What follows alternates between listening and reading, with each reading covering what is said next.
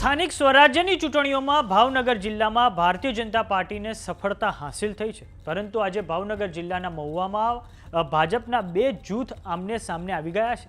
પોતાને શિસ્તબદ્ધ કહેવાતી પાર્ટીમાં શિસ્તના હવે લીરે લીરા ઉડ્યા છે. મહુવા પાલિકાના પ્રમુખની વરણી પર ભાવનગર ભાજપના બે જૂથો વચ્ચે મોરે મોરા થયા છે. તો આવો જાણીએ સમાચાર વિસ્તારથી. નમસ્કાર, જમાવટ સાથે હું છું પાર્થ.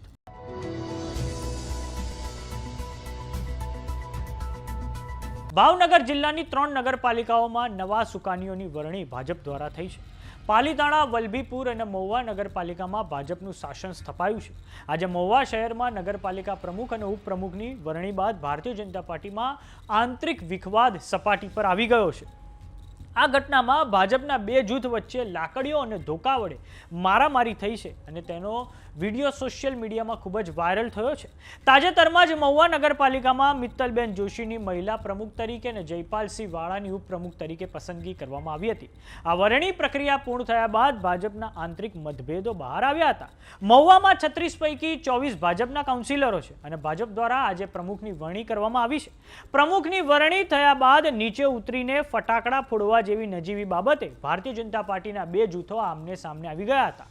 વોર્ડ નંબર 4ના નગરસેવક એલબી ભૂત અને શહેર પ્રમુખ દીપક જાનીના સમર્થકો તેમજ આગેવાનો વચ્ચે બોલાચાલી શરૂ થઈ હતી અને આ પછી આ બોલાચાલીએ ઉગ્ર સ્વરૂપ ધારણ કરીને મારામારીમાં પરિણમી હતી.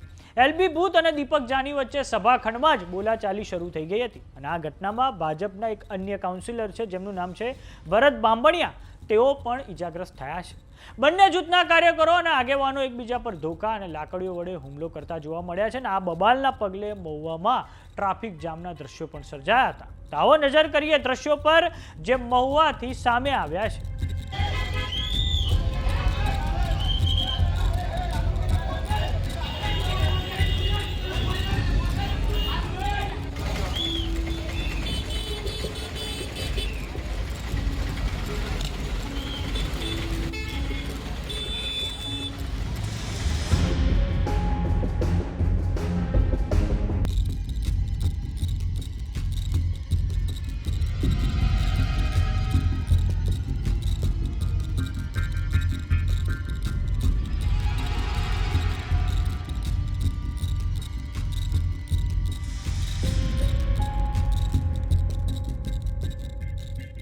તો સમાચારોમાં અત્યારે બસ આટલું. જોતા રહો જમાવટ. જો તમે અમને યુટ્યુબ પર જોઈ રહ્યા તો સબસ્ક્રાઇબ કરો, જો તમે અમને ફેસબુક પર જોઈ રહ્યા તો ફોલો કરો.